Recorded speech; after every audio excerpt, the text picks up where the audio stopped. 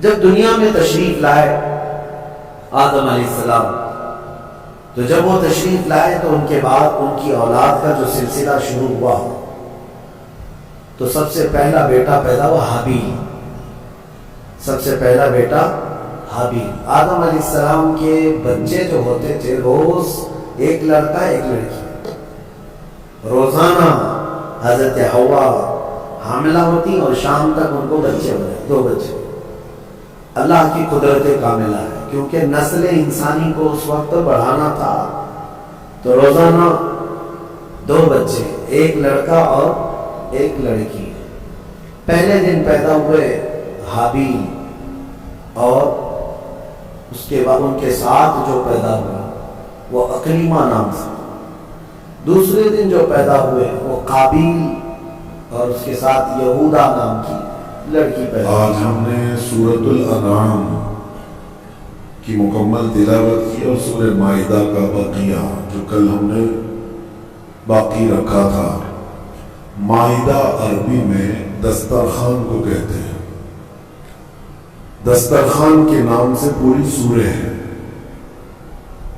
اور قرآن کی سورتوں کے جو نام رکھے گئے ہیں اس میں کوئی نہ کوئی میٹر اس طرح سے ہوگا، مضمون اس نام کا ایسا ہوگا جس کی وجہ سے پورے سورے کا نام ہی وہ رکھ دیا جاتا ہے۔ اب مائدہ دسترخوان سورے کا نام ہے، تو اس سورے میں ایسے کون سے دسترخوان کا ذکر ہے؟ کون سا دسترخوان ہے؟ ایک دسترخوان کا ذکر آیا ہے جو حضرت عیسیٰ علیہ السلام کے زمانے میں، عیسیٰ علیہ السلام نے اللہ کریم کی بارگاہ میں ایک بار دعا کی تھی، قال عیسیٰ ابن مریم اللہم ربنا انزل علینا مائدۃ من السماء، اے اللہ تو آسمان سے ہمارے لیے ایک دسترخوان اتار۔ دسترخوان کا مطلب صرف جو ہے کپڑے والا نہیں ہوتا، پلاسٹک والا نہیں ہوتا، دسترخوان کا مطلب پورے کھانے کے ساتھ، پوری نعمتوں کے ساتھ۔ کوئی یہ نہ سمجھے کہ خالی بچھانے والا جو سفرہ ہوتا ہے دسترخوان اتنا ہی اتارا گیا تھا، نہیں، کھانے نعمت پورے کھانوں کے ساتھ۔ عیسیٰ علیہ السلام نے یہ دعا کس کے لیے کی تھی؟ اپنی امت کے لیے، اپنی امت کے لیے انہوں نے کیا مانگا تھا کہ اللہ آسمان سے ایک دسترخوان اتار۔ اب سنیے توجہ سے، اور عیسیٰ علیہ السلام نے یہ عرض کیا کہ جس دن یہ دسترخوان اترے گا وہ ہمارے اگلوں پچھلوں کے لیے عید کا دن ہوگا، تکون لنا عیدا لاولنا وآخرنا، ہمارے پہلے والے لوگوں کے لیے اور بعد والے لوگوں کے لیے وہ دن کیا ہوگا؟ عید کا ہوگا۔ قرآن یہ کہتا ہے اگر آسمان سے کھانے کا دسترخوان اتر جائے تو وہ عید کا دن ہو سکتا ہے، اور جس دن پوری کائنات کا آقا اور اللہ کا محبوب آئے وہ دن عید کا کیوں نہیں ہو سکتا؟ دسترخوان کا اترنا عید کا دن ہے، لیکن پوری کائنات کے آقا کا آنا کیا عید کا دن نہیں ہوگا؟ 12 ربیع الاول شریف ہم سب سنی عید کا دن مناتے اسی لیے ہیں کہ جس کے صدقے میں پوری دنیا کو نعمت ملی، ہاں، جس کے صدقے میں سب دسترخوان بچھے، اس کے آنے کی خوشی منانا یقیناً قرآن کے روح سے جائز ہے۔ اب سنیے، عیسیٰ علیہ السلام نے تو دسترخوان مانگا، وہ اپنی امت کے لیے انہوں نے کھانے نعمت مانگا۔ قربان جاؤ میرے مصطفیٰ کریم صلی اللہ علیہ وسلم کی ذات پر، اللہ کے حبیب صلی اللہ علیہ وسلم نے، سب نبیوں نے اپنی اپنی امت کے لیے کوئی نہ کوئی چیز مانگی ہے۔ جیسے موسیٰ علیہ السلام اللہ سے یہ دعا کرتے کہ مولا میری امت کو، ایمان والوں کو فرعون کے ظلم سے نجات دے دے۔ فرعون کا بدترین ظلم تھا اس کی شدید عذاب سے، اس کے شدید ظلم سے اے اللہ میری امت کو نجات دے دے۔ عیسیٰ علیہ السلام نے کھانے نعمت مانگا، دسترخوان مانگا اپنی امت کے لیے، مگر میرے آقا صلی اللہ علیہ وسلم جب رب تعالیٰ کی بارگاہ میں اپنی امت کے لیے کچھ مانگتے تو یوں کہتے کہ مولا قیامت کے دن بخشش ان کی میرے حوالے کر دے، میری امت کی بخشش میری امت کی معافی کا پروانہ میرے حوالے کر دے۔ اور رسول کریم صلی اللہ تعالی علیہ وسلم نے اپنی امت کے لیے اتنی بڑی چیز مانگی ہے۔ دیکھیں دسترخوان مل جاتا ہمیں بھی، حضور اگر مانگتے تو کیا ہمارے لیے نہیں ملتا؟ موسیٰ علیہ السلام نے دعا کیا تھا اپنی امت کے لیے، اور جنت سے کھانے اترے تھے، من و سلوہ کھانا اترا تھا، وہ چیزیں وہ کھائے پیے، لیکن کیا آج کسی نے چکھ کر کے دیکھا من و سلوہ کیسا تھا؟ وہ ان کی امت پر اترا تھا۔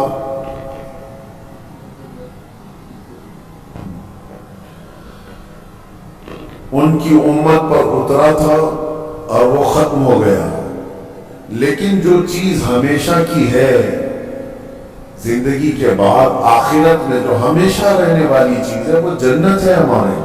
اور نبی پاک صلی اللہ علیہ وسلم نے بخشش اور ہماری مغفرت کے ساتھ ہمارے لیے جنت ہی مانگا ہے۔ اس آیت، اس سورہ میں، سورہ مائدہ میں ایک واقعہ ہے، خاص طور پر انسان اول کا۔ دنیا میں سب سے پہلے آنے والے انسان کون ہے؟ آدم علیہ السلام۔ ہمارے عقیدے کے مطابق وہ منو نہیں ہے، جیسے آج منو ثابت کیا جا رہا ہے۔ آدم علیہ السلام آدم علیہ السلام ہے، تو منو یہ سب چیزیں ہمارے اس میں نہیں آئی، نہ حدیث سے ثابت ہے نہ قرآن سے ثابت ہے۔ سنا ہے آپ نے کہیں آدم علیہ السلام کا نام؟ میرے عزیزوں، یہ ایک طرح کی سازش ہے، منوواد کی طرف لوگوں کو دھکیلنا۔ ہمارے ہندوستان میں بہت پہلے ایک راج چلا ہے منوواد کا، اس کی ڈیٹیل پھر کبھی میں بتاؤں گا۔ وہ ایسا بدترین دور تھا کہ کم ذات کے لوگوں کو جینے کا حق ہی نہیں تھا۔ وہ اس طرح کہ وہ اگر کسی بڑی اونچی ذات والے کو چھو بھی دیتا تو پھر اس کے ہاتھ کاٹ دیے جاتے۔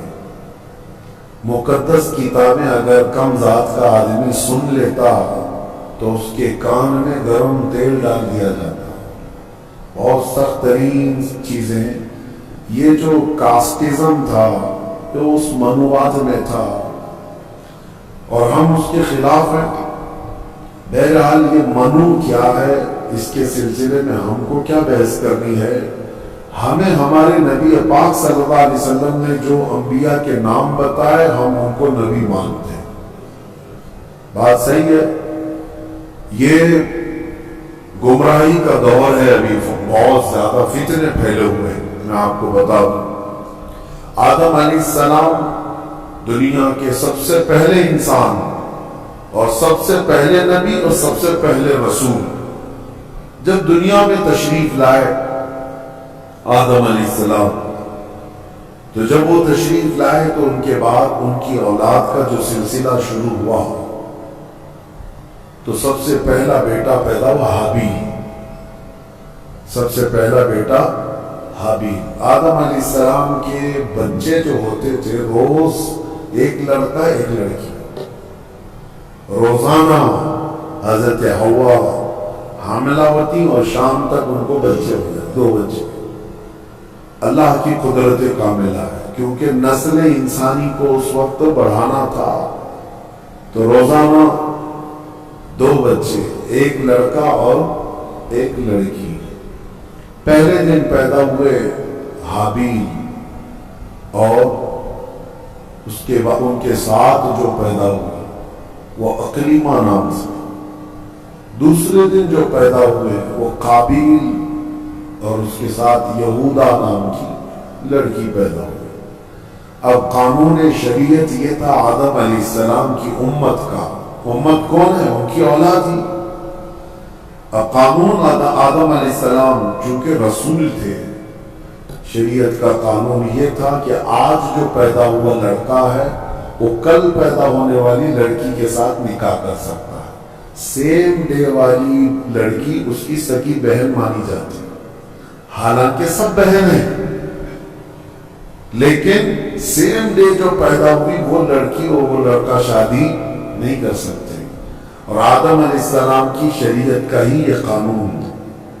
میں یہاں رک کر کے تھوڑی بات بتانا چاہوں گا۔ آج جو لڑکا پیدا ہوا ہے وہ کل جو لڑکی پیدا ہو رہی، یہ دونوں بھائی بہن ہیں یا نہیں؟ ایک ہی ماں سے اور ایک ہی باپ سے، لیکن چونکہ اس وقت کوئی آبادی ہی نہیں تھی، کوئی دوسری آبادی نہیں تھی، شادی ہونا ہے تو انہی میں ہونا ہے، نسل پیدا ہونا تو انہی میں ہونا ہے۔ یہ آدم علیہ السلام کی شریعت میں جائز تھا، اب کیا ہمارے لیے یہ جائز ہے کہ آج تم پیدا ہو گئے اور 10 سال بعد تمہاری ماں سے دوسری لڑکی پیدا ہوئی تو اس سے تم نکاح کر سکتے ہو، چاہے 50 سال بعد پیدا ہو؟ نہیں، سگی بہن ہے تو اس سے نکاح حرام ہے۔ کل میں نے آپ کو بتایا تھا محرمات عورتیں کیا ہے۔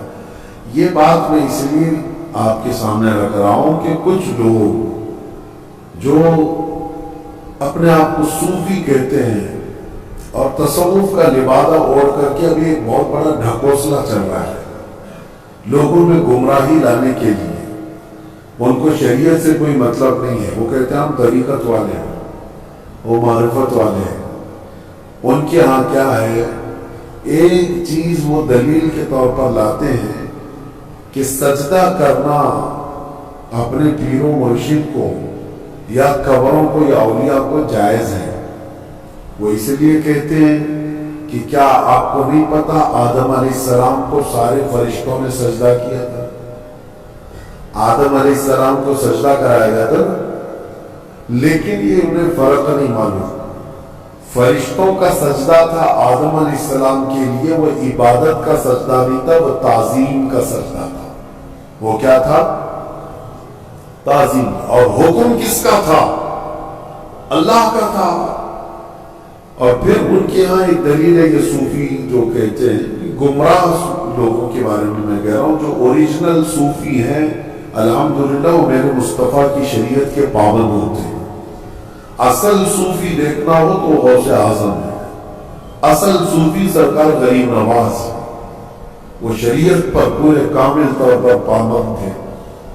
اور ایک دلیل وہ یہ دیتے ہیں کہ یوسف علیہ السلام کو ان کے باپ اور ان کے 11 بھائی سارے لوگوں نے سجدہ کیا تھا، وہاں بھی وہ تعظیم کا سجدہ تھا۔ پہلی شریعتوں میں تعظیم کا سجدہ جائز تھا، لیکن میرے مصطفیٰ کی شریعت میں تعظیم کا سجدہ بھی جائز نہیں، تعظیم کا سجدہ بھی جائز نہیں۔ نہ کسی پیر کو، نہ کسی فقیر کو، نہ کسی ولی کو، کسی کو بھی سجدہ کرنا جائز نہیں ہے۔ میں ان کو الزامی جواب کے طور پر یہ کہتا ہوں، جو لوگ کہتے ہیں آدم علیہ السلام کو کیا سجدہ نہیں کیا گیا تھا، تو آدم علیہ السلام کی شریعت پہ چل رہے ہو یا محمد رسول اللہ کی شریعت پہ چل رہے ہو؟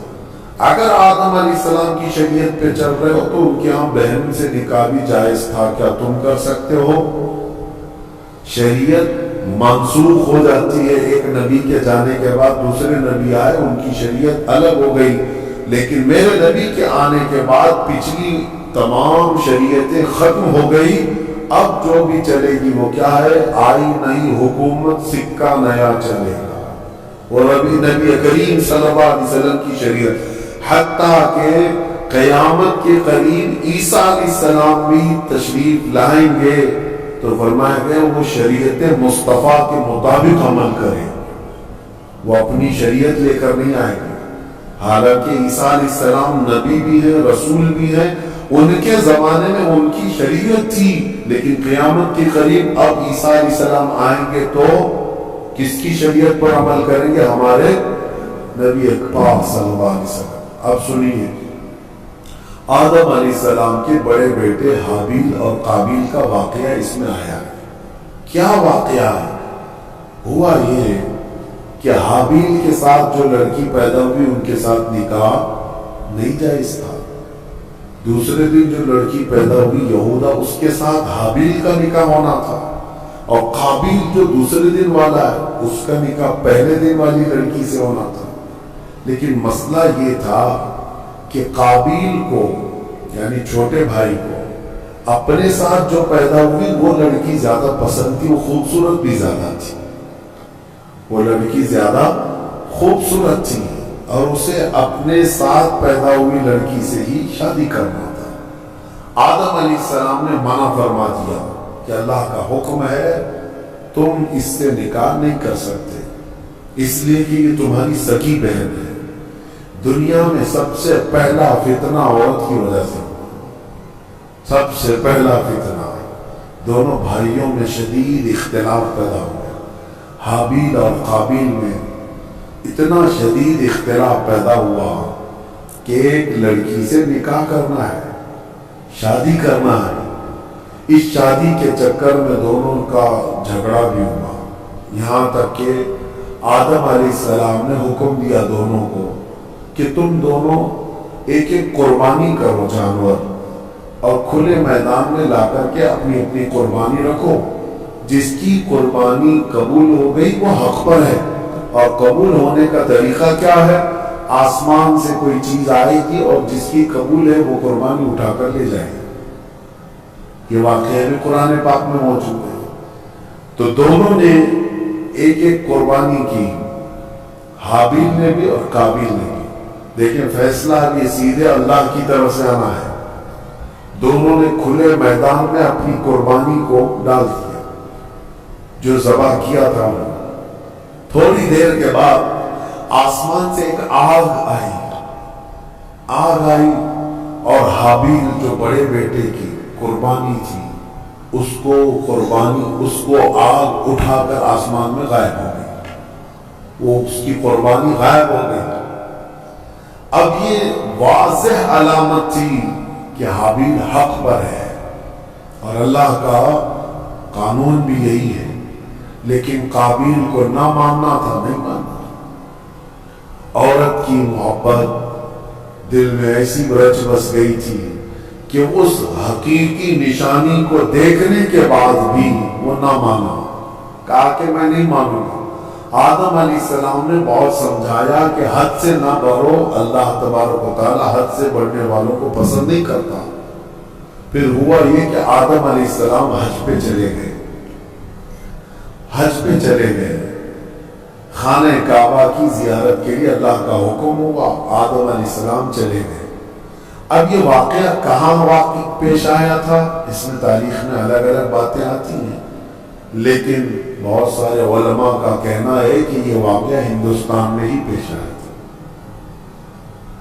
کیونکہ آدم علیہ السلام کی سرزمین جو ہے، سب سے پہلے جو جنت سے آپ اترے سرندی پہاڑ جو سری لنکا پہ ہے۔ تاریخی روایات یہ بتاتی ہیں آدم علیہ السلام وہاں اتارے گئے تھے۔ سری لنکا کوئی الگ کنٹری نہیں تھی، وہ انڈیا میں، ہندوستان میں تھا۔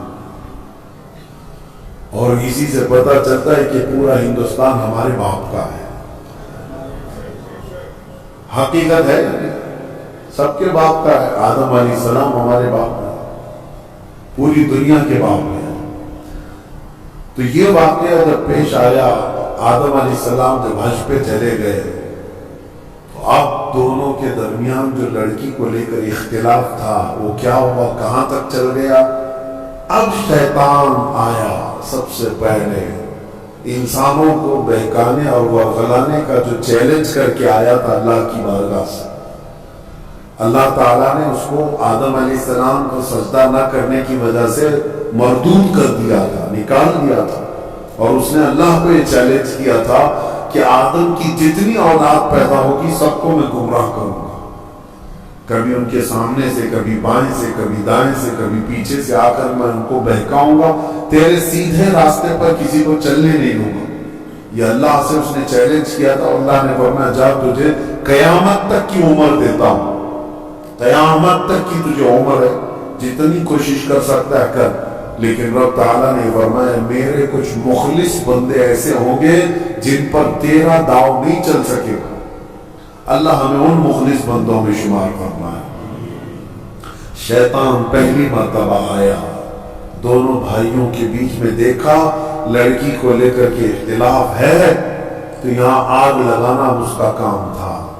اس نے آ کر کے قابیل کو کہا تیرے لیے اچھا سا راستہ میں کیوں نہ بتاؤں، تیرے حق میں وہ لڑکی اچھی ہے، تجھے کرنا ہی چاہیے تھا، تیرا باپ بھی مخالف ہے، تیرا بڑا بھائی بھی مخالف ہے، لہذا ایک کام کر، اس تیرے بڑے بھائی کو دنیا سے ختم کر دے، راستہ صاف ہو جائے گا۔ اس وقت تک ابھی موت نہیں معلوم کسی کو، پیدا تو ہوئے تھے لیکن موت ابھی تک کسی کی نہیں آئی ہے، نہ ہی مرنا معلوم نہ ہی مارنا معلوم تھا۔ تو قابیل کو آ کر کے ابلیس نے، شیطان نے طریقہ بتایا۔ قابیل نے پوچھا میرے بھائی کو اگر ہمیشہ کے لیے میں راستے سے ہٹانا چاہوں تو کیا کرنا ہے؟ تو ابلیس نے ایک بہت بڑا پتھر اٹھا کر کے دکھایا، کہا کہ اس طرح پتھر اٹھاؤ اور اس کے سر پر مار دو۔ تو حابیل ایک جگہ پر بیٹھا ہوا تھا، اسے بھی خبر نہیں تھی کہ بھائی اپنی موت کا سبب بنتا ہے۔ تو قابیل جو چھوٹا بھائی تھا، لڑکی کے عشق میں جو پاگل تھا، پتھر اٹھایا اور لے جا کر اپنے بڑے بھائی کے سر پر پیچھے سے دے مارا۔ جیسی مارا تو وہ سر پھٹ گیا اور بڑے بھائی کا اسی جگہ پر انتقال ہوا۔ دنیا کا پہلا مرڈر ہے، دنیا کی پہلی موت اور دنیا کا پہلا قتل کس نے کیا؟ چھوٹے بھائی نے بڑے بھائی۔ کس کے لیے کیا وہ بھی پتا ہے، عورت کے لیے کیا۔ ہوا یہ کہ قتل کرنے کے بعد اب یہ تک نہیں پتا تھا اس کو کہ کرنا کیا اس لاش کا۔ اللہ فرماتا ہے فَبَعَثَ اللَّهُ غُرَابًا يَبْحَثُ فِي الْأَرْضِ، اللہ تعالیٰ نے کوے کو بھیجا۔ کوا، دو کوے آسمان سے اڑتے ہوئے آئے، ایک کوا دوسرے کوے کو ٹھونک مارتا تھا، لڑائی دونوں کی چل رہی، دونوں کووں کی لڑائی چل رہی۔ قرآن میں اللہ نے بیان فرمایا اس میں لڑتے لڑتے ایک کوے نے دوسرے کوے کو اتنا مارا کہ زمین پر گر گیا، ایک کوا مر گیا، دوسرا کوا بیٹھا تھا۔ ایک زندہ کوا ہے اور ایک مردہ کوا ہے، کوے بھی دونوں بھائی ہی ہوں گے، اور کیا پتا وہ بھی کسی لڑکی کے لیے لڑ رہے ہوں، لیکن یہ تو تفسیر میں نہیں ہے کیوں لڑ رہے تھے، یہ تو نہیں معلوم۔ لڑے اور مارا بھی ایک کوے نے اور مر گیا دوسرا کوا۔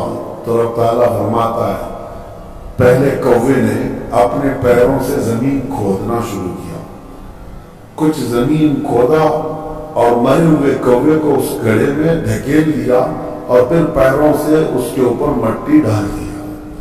تو قابیل وہ کووں کی اس حرکت کو دیکھ رہا تھا، اس کے بعد اسے یہ پتا چلا کہ اپنے مرے ہوئے بھائی کو اس طرح زمین میں چھپا دینا چاہیے۔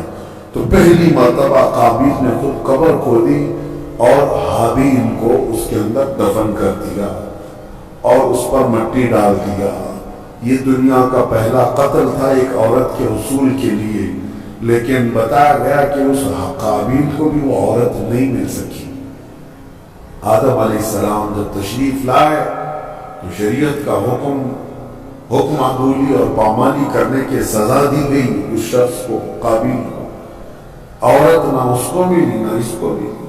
یہ دنیا ایسی ہے جس کو امام اہل سنت فاضل بریلوی رحمۃ اللہ علیہ نے کیا ہی بہترین انداز میں فرمایا، شہد دکھائے زہر پلائے، قاتل دائم شوہر کش، اس مردار پہ کیا للچائے، دنیا دیکھی بھاگی ہے۔ ہاں یہ شہد دکھتا ہے، ہوتا زہر ہے۔ اب اس کے بعد آیت جو آئی ہے وہ ہمارے لیے سب سے بڑی عبرت کی آیت ہے۔ رب تعالیٰ فرماتا ہے من اجل ذلک کتبنا علی بنی اسرائیل، اسی وجہ سے اللہ فرماتا ہے ہم نے یہ لکھ دیا کہ جس نے کسی ایک جان کو قتل کیا، ایک جان کو قتل کیا، اللہ فرماتا ہے فَكَأَنَّمَا قَتَلَ النَّاسَ جَمِيعًا، گویا کہ اس نے پورے انسانوں کا قتل کیا، پورے انسانوں کا قتل کیا۔ وَمَنْ أَحْيَاهَا فَكَأَنَّمَا أَحْيَا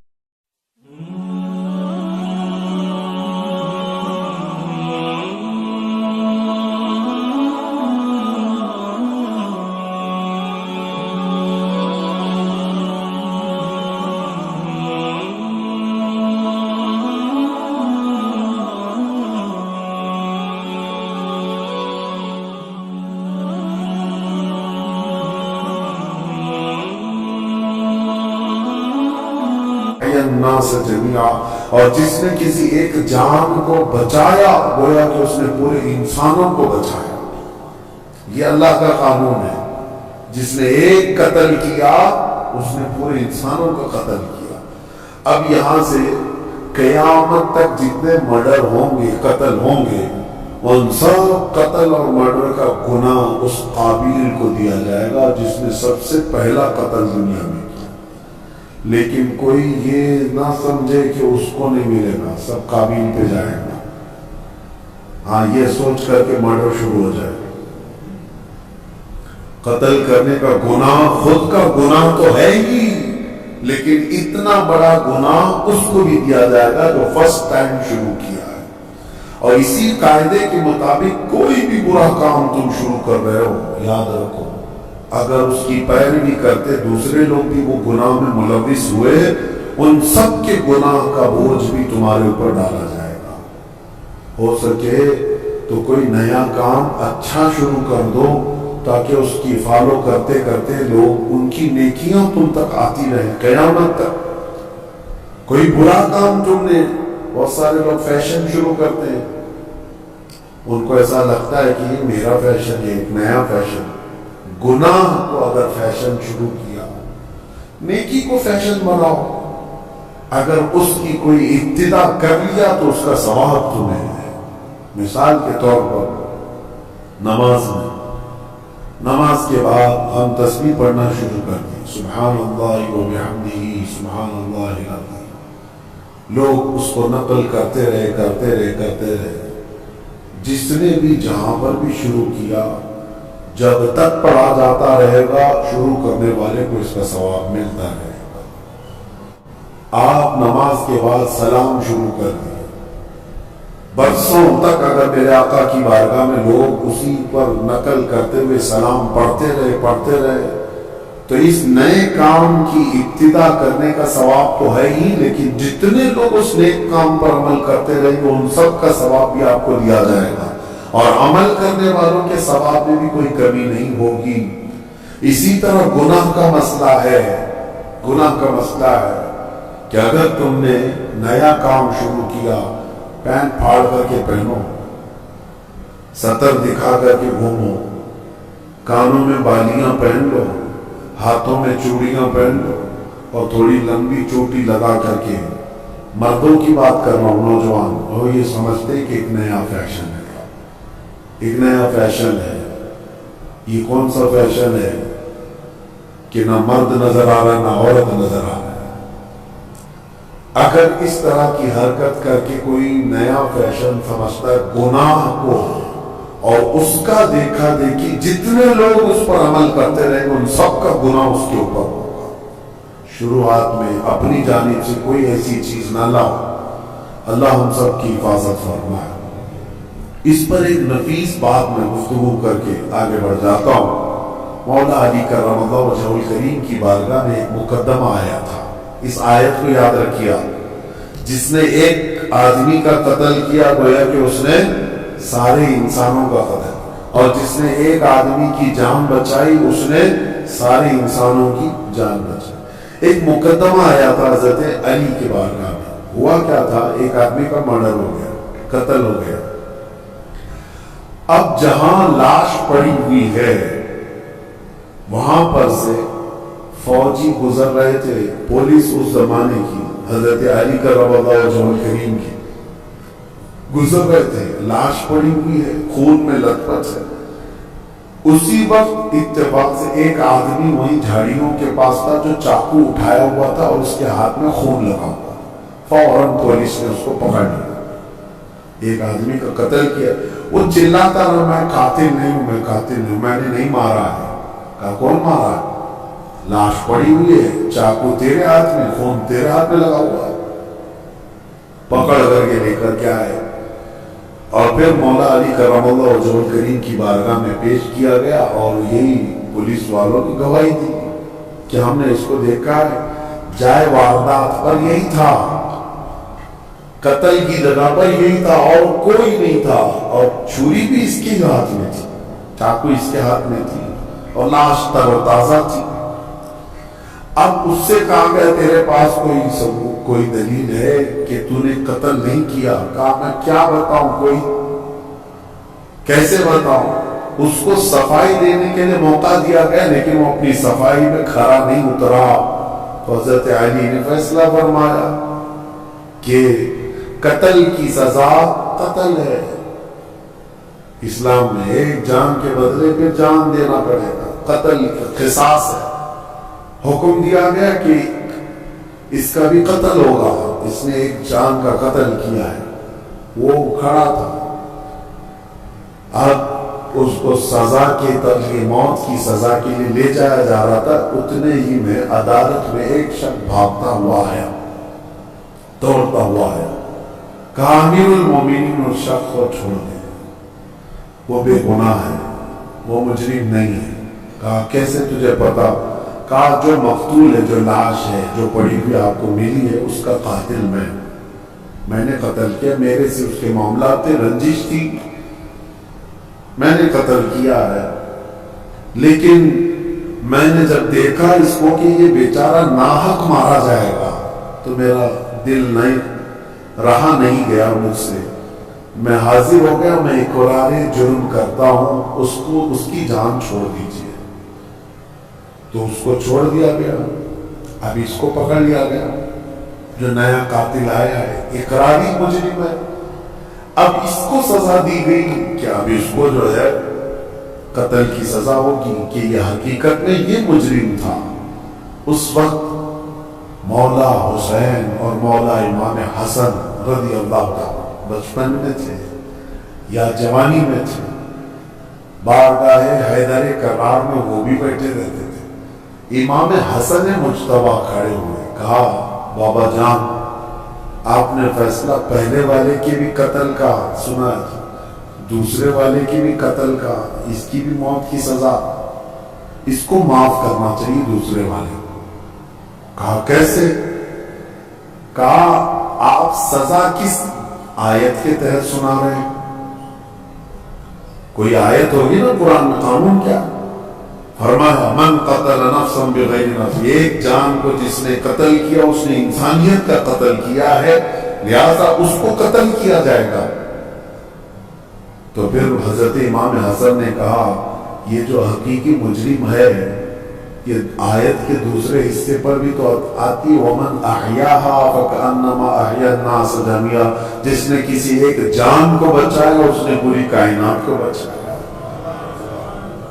اگر یہ نہ آتا تو وہ ناحق مارا جاتا، پہلا والا یہ آیا اور اس کی جان کو بچایا ہے اس نے، تو بچانے کا انعام بھی تو اس کو ہونا چاہیے، تو اس کو بچانے کے عوض میں پھر اس کو معاف کرنے کا پروانہ دیا گیا، لیکن جو مقتول تھا اس کے گھر والوں کو بلایا گیا کہ کیا تم اس قاتل کو معاف کرتے ہو؟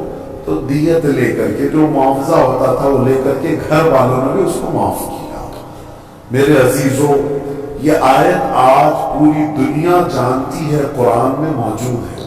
ہم مصر میں تھے پڑھنے کے زمانے میں، اس آیت کو دہرا رہا تھا امریکی پریزیڈنٹ اس وقت اوباما، وہاں پر آیا ہوا اور وہ یہ آیت کو بار بار پڑھ رہا تھا اور بتا رہا تھا کہ اسلام میں یہ ہے کہ ایک قتل جس نے کیا گویا کہ پوری انسانیت کا قتل کیا، اور جس نے ایک آدمی کو بچایا اس نے پوری کائنات کو بچایا۔ وہ بڑے بھاشن تھے، لیکن ہم یہ سوچ رہے تھے جو اسلام کی اتنی باریکی کو جانتے ہیں اور پھر دہشت گردی کا لیبل اسلام کے اوپر تھوپتے کیوں ہیں؟ جس دین نے یہ فرمایا ایک قتل بھی ناحق جائز نہیں، اس دین کے اوپر اتنا بڑا بلیم کہ یہ قتل کا آرڈر دیتا ہے، لوگوں کو مارنے کا حکم دیتا ہے۔ میرے عزیزوں، آج بھی ہندوستان میں یہی پروپیگنڈا پھیلایا جا رہا ہے کہ قرآن میں ایسی آیتیں ہیں جس میں کافروں کو مارنے کے لیے آئی ہیں۔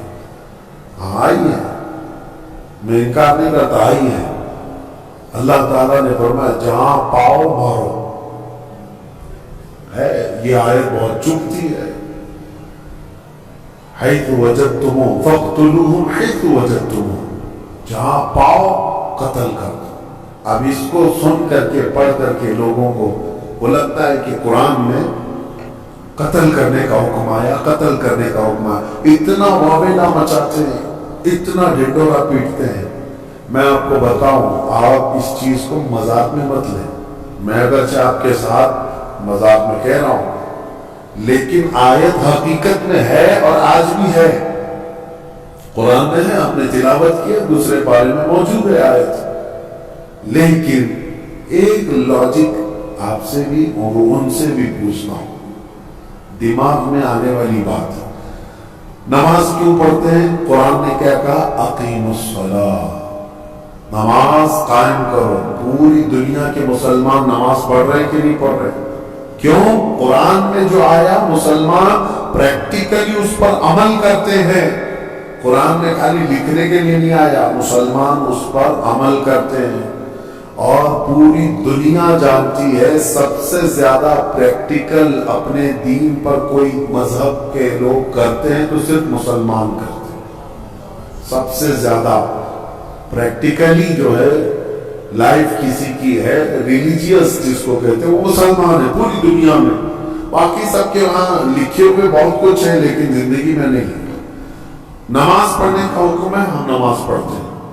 زکوٰۃ دینے کا حکم ہے، ہم زکوٰۃ دیتے ہیں، ہے نا؟ حج کرنے کا حکم ہے، ہم حج کرتے ہیں۔ روزہ رکھنے کا حکم آیا، ہر سال رکھتے ہیں کہ نہیں؟ تو قتل کرنے کا حکم آیا، 1400 سال سے قتل کیوں نہیں کرتے؟ کیا جہاں مسلمانوں کی حکومت مار رہے قتل کر رہے؟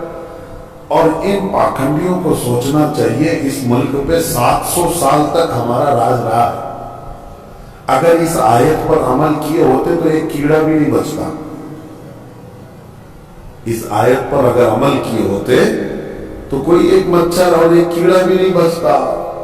انہیں سمجھنا چاہیے کہ اس کا ایک بیک گراؤنڈ ہے، اس آیت کا کس وقت نازل ہوئی، کس کے لیے نازل ہوئی، اور اس کو لا کر کے سب جگہ تھوپتے رہتے ہیں۔ میرے عزیزوں، یہ ان کفار و مشرکین کے لیے تھا جنہوں نے صحابہ اکرام کا جینا دوبھر کر دیا تھا۔ اب میں آپ سے ان سے ایک سوال کرتا ہوں، ہمارے ملک میں کوئی دشمن ملک کا نام سنتے ہی ان کے دماغ میں ایک ہی ملک آتا ہے، بہرحال، اور دہشت گرد بھی آتنکواد بھی وہیں کے ہوتے ہیں ان کے حساب سے۔ اگر 4 آتنکوادی گھس کر کے آ گئے میرے اپنے اس دیش میں، آپ کے ملک میں، اور وہ سڑکوں پر دندناتے ہوئے گھوم رہے ہیں، تو یہاں کی جو عدالت عالیہ ہے، ہائی کورٹ ہو، اوپر کی عدالت، وہ کیا آرڈر جاری کرے گی پولیس کو؟ جہاں پاؤ انکاؤنٹر کرو، جہاں پاؤ۔ کیوں؟ دیش دروہی ہیں، ملک کو نقصان پہنچا سکتے ہیں، یہاں کے باشندوں کو بم سے اڑا سکتے ہیں۔ تو ایسے خطرناک ڈینجر لوگ اگر ملک میں داخل ہو گئے تو کامن سی بات ہے، ہر ملک والا یہی آرڈر جاری کرے گا کہ یہ جہاں نظر آئے ان کو مار ڈالو، شوٹ کرو، وہاں سپاٹ پہ شوٹ کرو۔ یہ آج کرنا جائز ہے، اور اسلام میں جو حکم آیا تھا اسی نہج پر تھا کہ مکہ سے صحابہ کو، رسول پاک صلی اللہ علیہ وسلم کو گھر بار سب چھوڑ کر کے جانا پڑا۔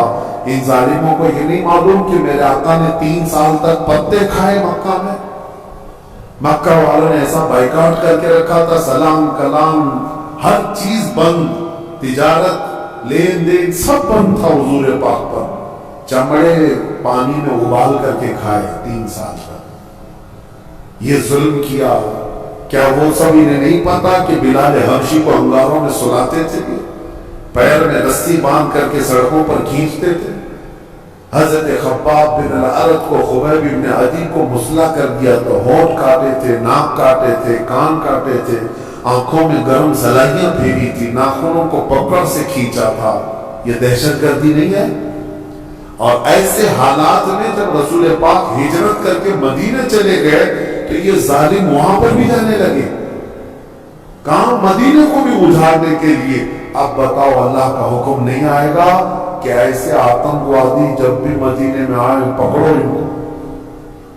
اور کیا کرنا چاہیے؟ یہ انصاف ہے، یہ عدل کا تقاضا ہے۔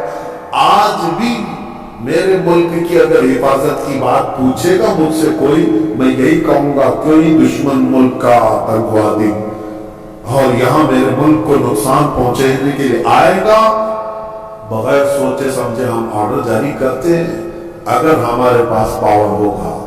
ہاں، اور دوسری بات، اس آیت کو یہ لوگ لے کر کے بہت واویلا مچاتے ہیں، کافروں کو مارنا ہے، کافروں کو مارنا ہے، قرآن میں لکھا ہے، قرآن میں لکھا ہے۔ یہ کس کے لیے حکم ہے؟ ہر مسلمان کے لیے نہیں ہے۔ جو صاحب اختیار، جو پاور والا ہے، جو سزا دینے کے اختیارات جس پر، اس کو حکم دیا گیا۔ چوری کرنے پر قرآن میں ہاتھ کاٹنے کی بھی سزا ہے، لیکن یہ نہیں ہے کہ ہمارے گھر میں چور رات میں پکڑا گیا اور میں چاقو لے کے رات میں کاٹ ڈالوں، یہ نہیں ہے۔ اسلامی حکومت بھی ہے تو چور کو پکڑو، لے جاؤ حاکم کے پاس پیش کرو، حاکم پھر سزا دے گا۔ یہ نہیں کہ ہر گھر والے چاقو لے کے بیٹھے رہتے۔ اسلام میں سزا دینے کے بھی جو احکام ہیں وہ حکام سے ریلیٹڈ ہے، جو صاحب اختیار ہے وہ سزا دیں گے۔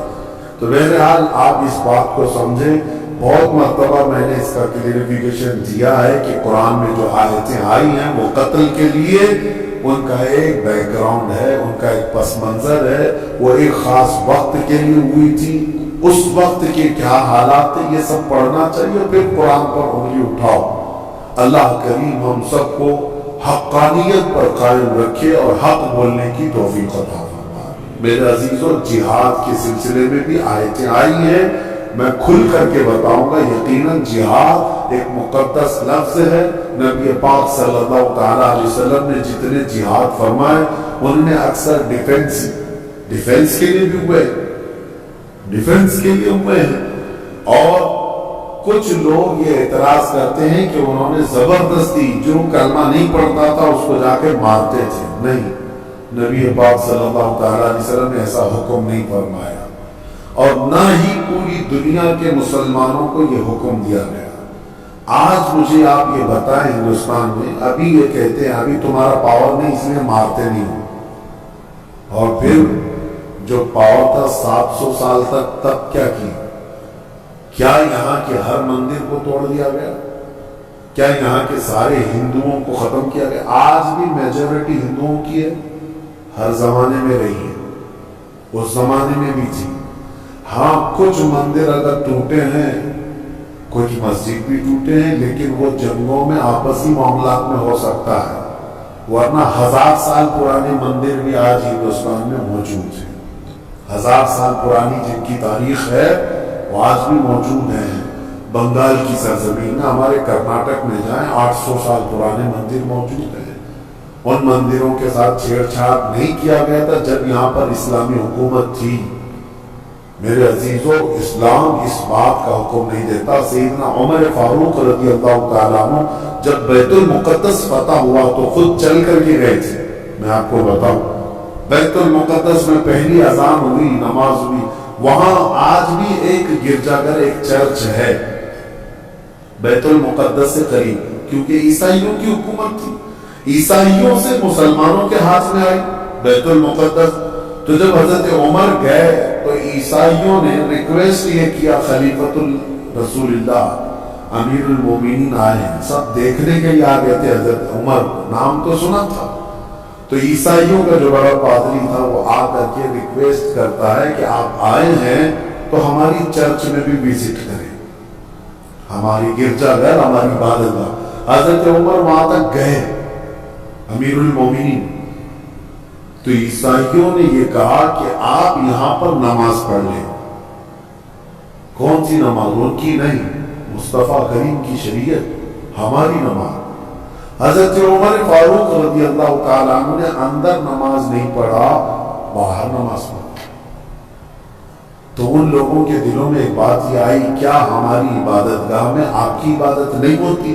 سنو، حضرت عمر فاروق رضی اللہ تعالیٰ عنہ نے فرمایا یہ میرے نبی کی خصوصیت ہے کہ اللہ نے پوری روئے زمین میرے نبی کے لیے سجدہ گاہ بنایا، جہاں پاک زمین ہو ہم سجدہ کریں گے، لیکن مسئلہ یہ ہے دور اندیشی حکمت حضرت عمر کی یہ تھی، فرماتے ہیں اگر میں یہاں نماز پڑھ لوں تو آج کو تو چل جائے گا، بعد میں آنے والے لوگ اس کو میری عبادت گاہ اور میری سجدہ گاہ کے طور پر تمہاری گرجا گھر کو توڑ دیں گے، تمہاری چرچ کو ختم کر دیا جائے گا اور یہ محراب عمر بن جائے گا، اور یقیناً بنتا۔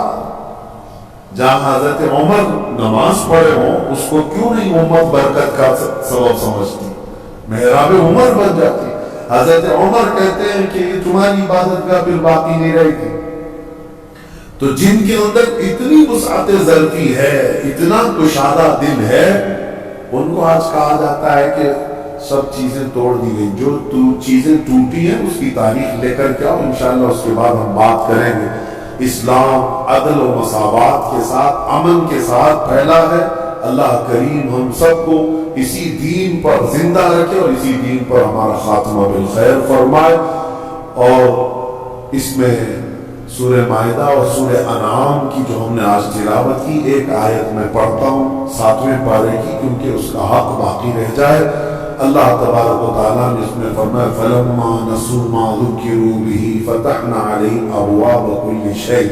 یہ ہم سب کے لیے بہت درس والی آیت ہے۔ اللہ فرماتا ہے جب لوگ مجھے بھول جائیں، جب لوگ مجھے بھول جائیں، اللہ کو بھول جائیں، تو اللہ فرماتا ہے ہم ان پر خوشیوں کے سارے دروازے کھول دیتے ہیں۔ اللہ اکبر۔ جب بندہ اللہ کو بھول جائے، عبادت سے دور بھاگنے لگے، اللہ فرماتا ہے میں اس پر خوشیوں کے سارے دروازے کھول دیتا ہوں۔ حتی اذا فرحوا بما اوتوا، یہاں تک کہ وہ خوب خوش ہو جائے جو کچھ بھی ہم نے دیا ہے۔ پھر اللہ فرماتا ہے فَأَخَذْنَاهُمْ بَغْتَةً، اچانک ایک دن ہم ان کی پکڑ کریں گے، اچانک ایک دن پکڑ کریں گے۔ جب زیادہ خوشیاں آنے لگ جائیں تو یہ بھی ڈرو کہ کہیں اللہ نے مجھے ڈھیل تو نہیں دے دیا، میرے گناہوں کی وجہ سے مجھے مہلت تو نہیں دے دیا۔ اس بات سے خوف کریں، ڈریں۔ اور جو لوگ یہ کہتے ہیں کہ ہمیشہ خوشیاں ہی خوشیاں ہونی چاہیے، ایسی بھی چیز مت مانگو۔ دنیا قید خانہ ہے، دنیا قید خانہ، حقیقی خوشیاں تو ہماری جنت میں رکھی، لیکن اس آیت کو سمجھو۔ اللہ فرما رہا جب لوگ بھول جائیں تو اللہ ساری خوشیوں کے دروازے کھول دیتا ہے۔ اور جو دوسروں کو آج خوش دیکھ رہے ہیں کہ کفار ہے، مشرکین ایک نماز نہیں پڑھتے، بڑی بڑی بلڈنگوں میں رہتے ہیں، دنیا ان سے تو مرعوب مت ہونا، ان کی جنت یہی ہے، ان کے لیے ساری خوشیوں کے دروازے اللہ نے کشادہ کر رکھا ہے۔ اگر تمہاری زندگی میں کوئی خوشی